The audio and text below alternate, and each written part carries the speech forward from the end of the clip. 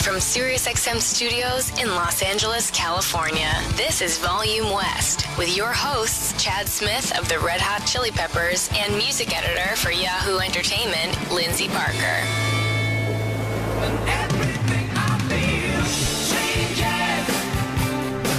Hey, Chad Smith, I'm back, Volume West, Satellite Radio XM.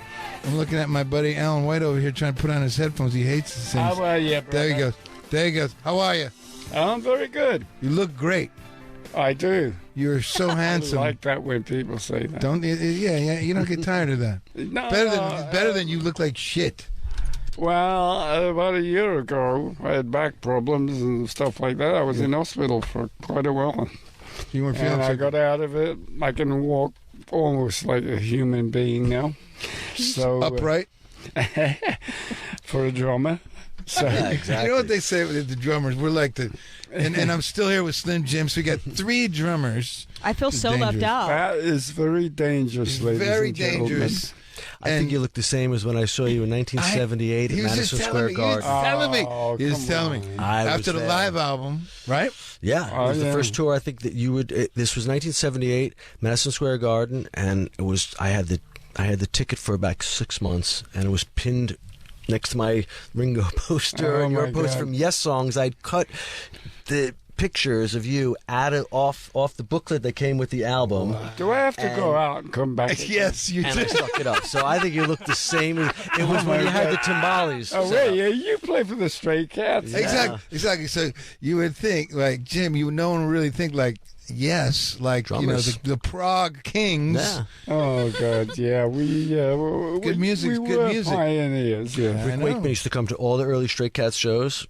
Who did? And Rick Wakeman, he came to see us in pubs when Lemmy was there, and like Rick, and he knew about Jerry Lee and Little You make up all Richard. the rules for a band going on the road, and we broke every one of them. And the record company said, "You guys are nuts." Yeah, of course. And Atlantic Records, Armadillo, he bought it and he loved it.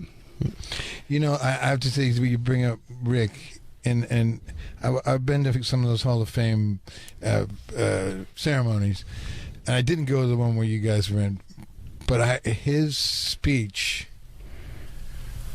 was like, it was full-on stand-up.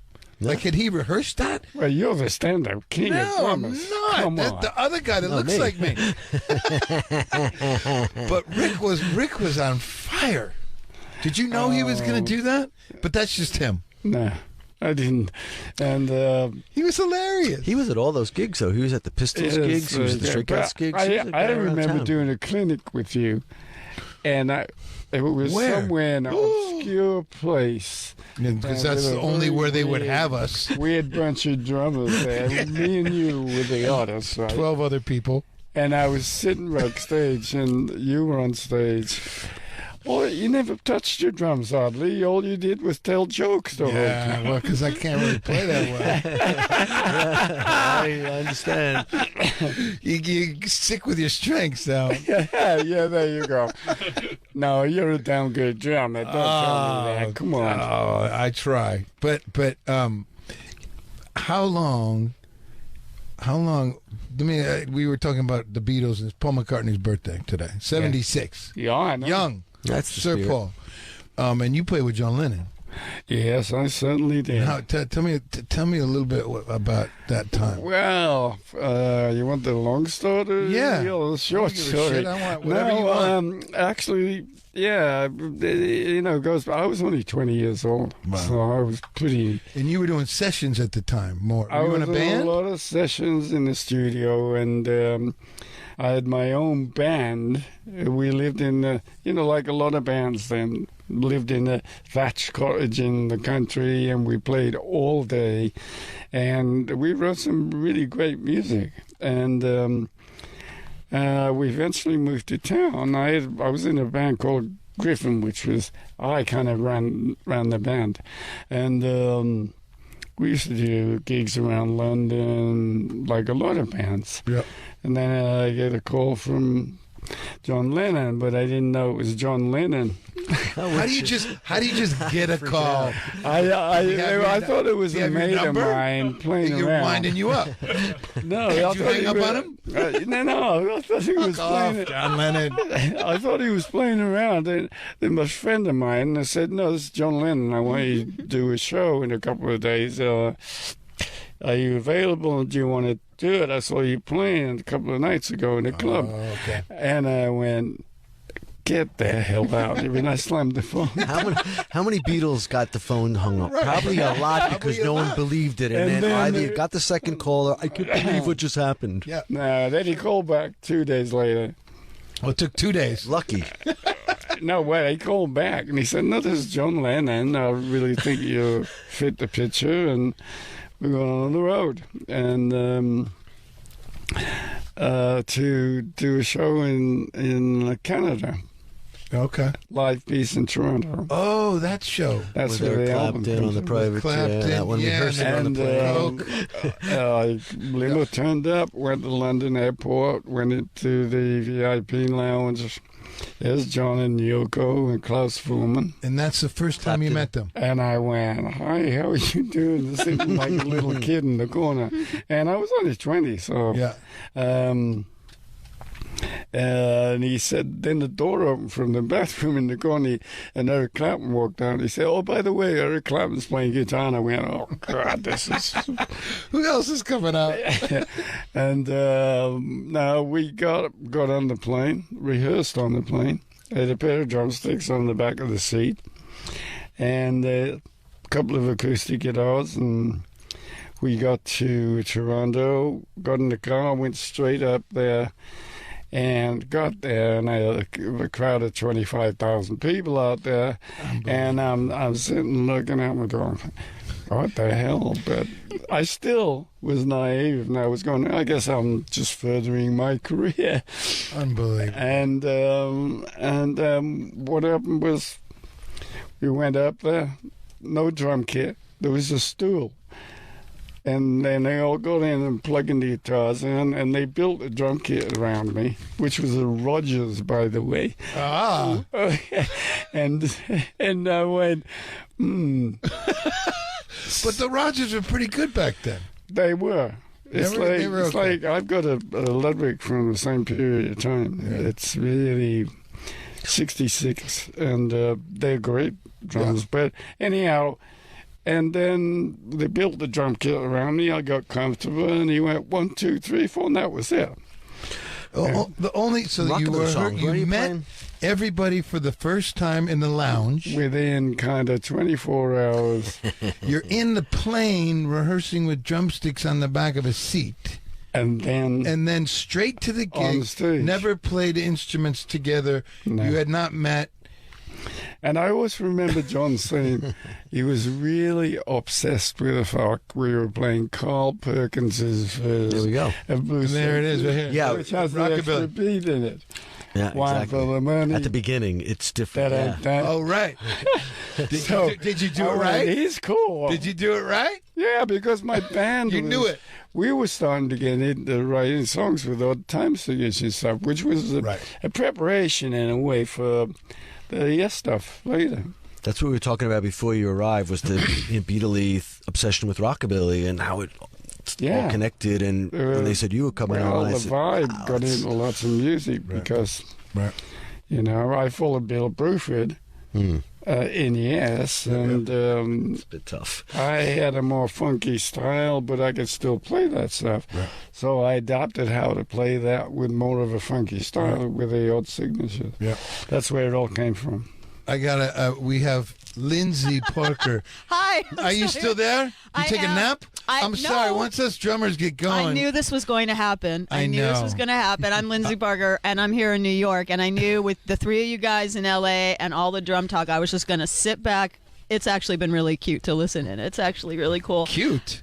I find it very charming to hear you do there you go. your Okay. charm. Is that a better word? Charming drummers. Charming drummer. You don't often hear that. That's like, I know, definitely. I didn't want to interject and interrupt such a fascinating story. do That's you want pretty to? awesome. Could you ask Alan a really smart interesting poetic question that he will be able to sound as smart and articulate and funny and handsome, rich and powerful like he is.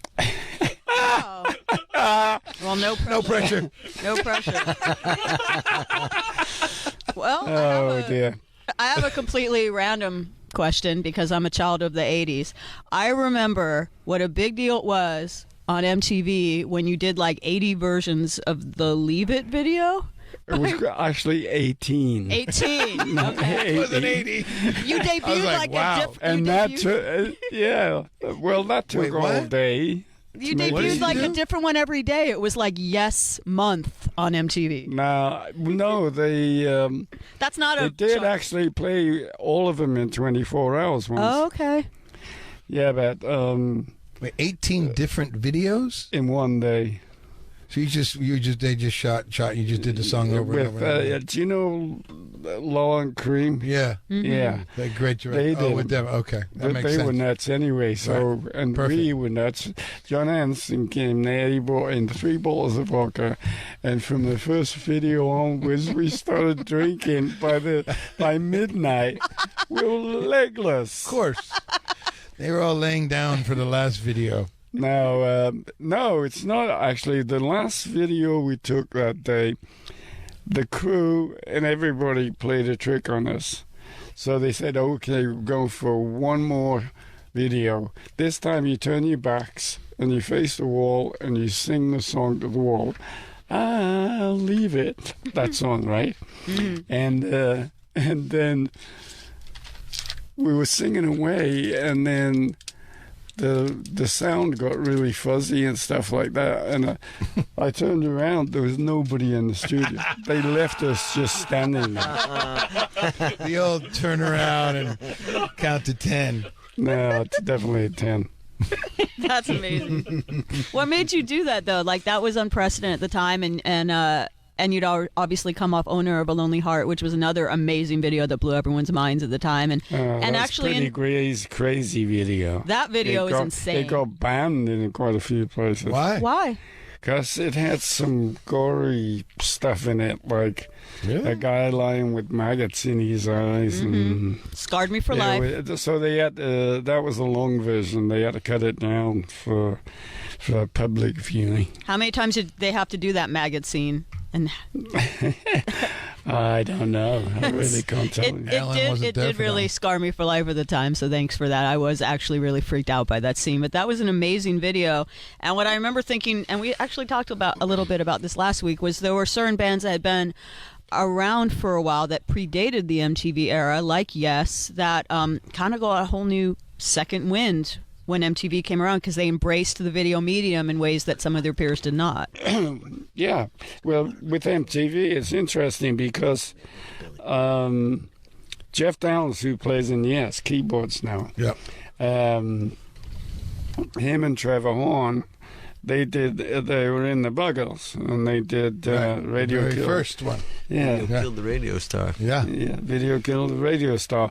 And that was the first video ever played on MTV. That's right. Pretty amazing. Yeah, so We're became quite here. famous for that. I just want to make sure everyone knows that we were talking to drummer royalty right now. Alan White from Yes, Slim Jim Phantom from Stray Cats, and of course in my amongst host, this crowd, we're all royalty, darling. and of course my host Chad Smith from the Red Chili That's Peppers. why we sit on a throne. Yeah. There we go. Oh, there you go. There you go. Which one of you guys played that? I'm in New York. I can't see who played that snare. That's Nick, Oh, good the job. non-drummer. Because you could tell he was a little late. Oh, I see. Yeah. He was a little late. What was I going to ask? I don't know. I'm just. Okay, talk to yourself a little. I'll just talk to. Have you ever tried to practice along to I've Seen All Good People, the live version that Alan does, where you come in No. at the odd time on the fill that enters that whole song? I practiced it along with headphones 500 times as a kid. Amazing. And Oh, come And he's on. like, yeah. I just did. Hey, come because on. it's the shuffle. too, and that's the other thing. Tend to think of Yes as being, which it is, you know, but it's shuffling hard, it's swinging. I've seen All Good People, and you guys opened up with it. Hard shuffle. Garden. The hard shuffle. Exactly right. Yeah, well, you know, I dig it, obviously man. Bill Bruford did that, but Yours is harder. You did your I version. You had the Updated it a intro, bit, which he yeah. didn't have on the studio version. Yeah. The Bill triplet plays it fill after more the- jazzy, and Yeah. Right. I funked it up. Yeah. Yeah, and your fill comes in. But it's kind of, I you love know, it, man. thinking about it, it's like the lyrics are, I've seen all good people. You know, John Anderson's voice is like Astro. Yeah. So, I didn't listen to the words. I was just listening to the drums. And you know, kind of to this day, it's kind of how it works sometimes. Yeah.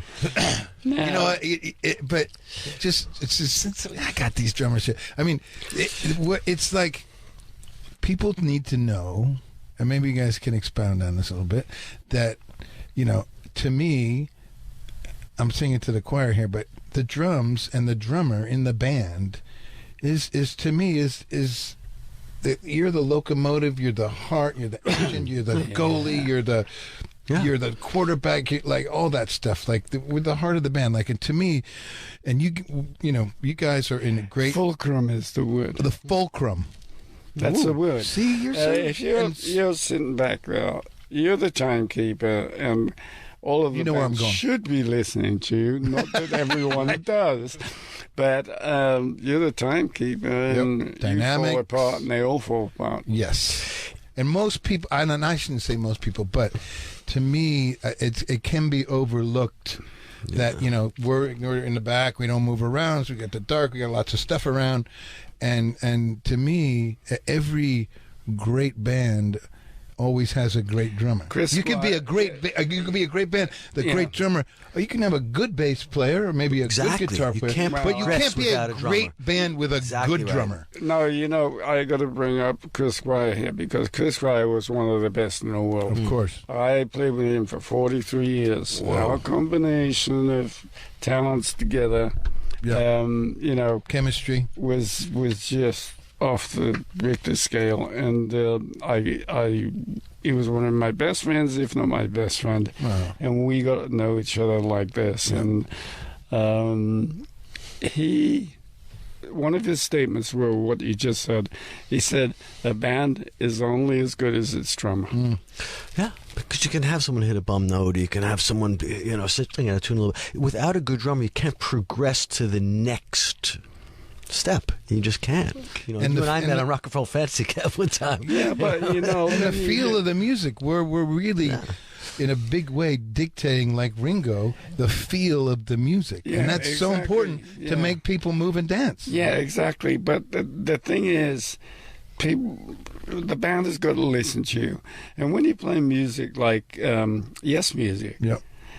it's so intricate and lots of lines where all the instruments play patterns together and apart, completely apart. Right. But if you're not right on the spot, like I said, It could sound like a car crash if you It were sounds not like, and you have to let those guys. well, I was here's where going it to is. say the C word, but it sounds like You gotta watch it these I days. realized I was on the radio. It's true though. I mean, it's been in to me any music, symphonic music, to what he does. What he plays with, you know, 3-piece. You are in a big band doing. We're all doing rock music, but our own take on it, and it's different. But Yeah. but we have the same role in the band. Of course. And I just fucking Well, drummers. that was Yeah. it. If you Can't get you go further back, without. best. Yeah, No, I think It's so. it's just the best. I don't want to be up front. you've got a lot of pressure on you, you know, because you're the guy in the back who they throw food to now and then and say, just do your job. Not me. Go kind to the of thing. front, mate. And then you got the singer and the guitarist up front going, Oh, you had to see Alan's face on that one. Here's the thing. Pretty good.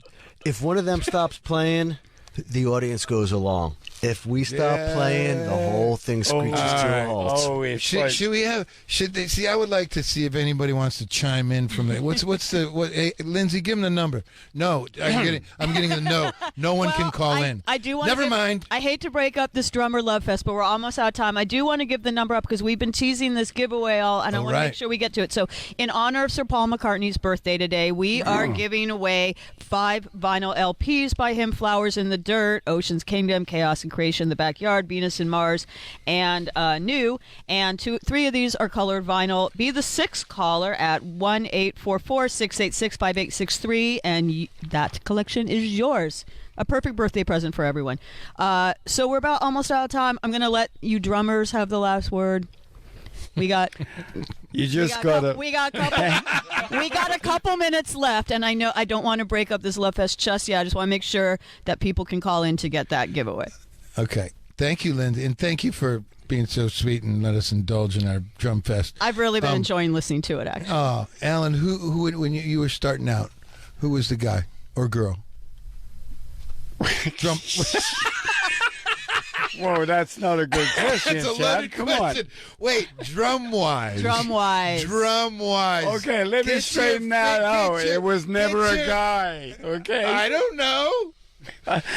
Drum-wise, well, I grew up You should have seen listening his to face. the Beach Boys, but the original, I mean, I'm talking about Gene Krupa, Buddy Rich, all those big bands, you know, the big drum battle thing. Yeah. I used to listen to that all the time. And then Ringo, I used to love to listen to Ringo. Of course. Very basic, to the point, and did beautiful what feel. was needed with the music. Yeah. And that's the main point in drumming. You do what's needed. Yes, for the song. Play for the song. I want to thank you guys. We need to wrap this up. Did I you want ever to know thank Clem you guys. Cantini? What's that? Did you ever know Clem Cantini? Session. Yes. Yeah. Played in the Shadows Okay. and You guys can continue this conversation off air. Are you cutting us off? Is that what you're doing? I have to cut you All off. right, We got to cut to a break, but it's been really enjoyable. Thanks, everybody, for listening. Thank you, Slim. Thank you, Alan, for coming. I'm sorry I couldn't be there. You are listening to Volume West. We'll be back next week. Standing on sacred ground.